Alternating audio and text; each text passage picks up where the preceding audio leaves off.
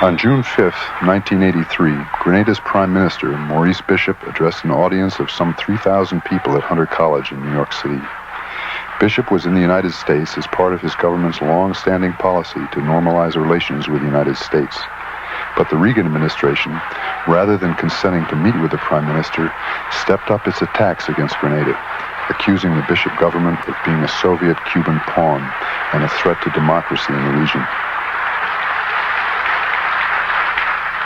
The real reason for all of this hostility is because some perceive that what is happening in Grenada can lay the basis for a new socio-economic and political path of development.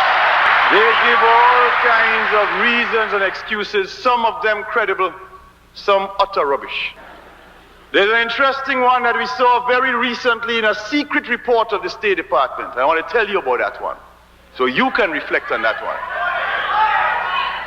That secret report made this point, that Grenada is different to Cuba and Nicaragua, and the Grenada Revolution is in one sense even worse, I'm using their language, than the Cuban and Nicaraguan revolutions, because the people of Grenada and the leadership of Grenada speaks English and therefore can communicate directly to the people of the United States.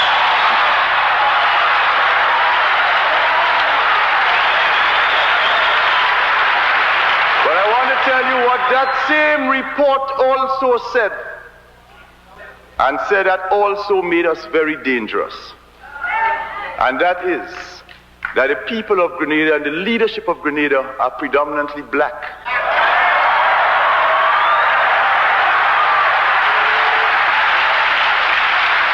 They said that 95% of our population is black, and they had a correct statistic.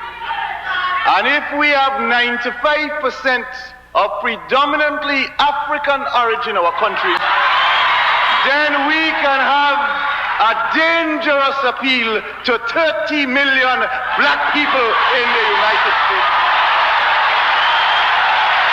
Less than 5 months after his appearance at Hunter College, Maurice Bishop, a number of leading members of the New Jewel movement, and many Grenadan citizens were killed. 6 days later, following the executions and killings, 6,000 U.S. troops, supported by helicopter gunships, fighter aircraft, and a large naval task force from the world's most powerful nation, invaded Grenada, the smallest sovereign nation in the Western Hemisphere.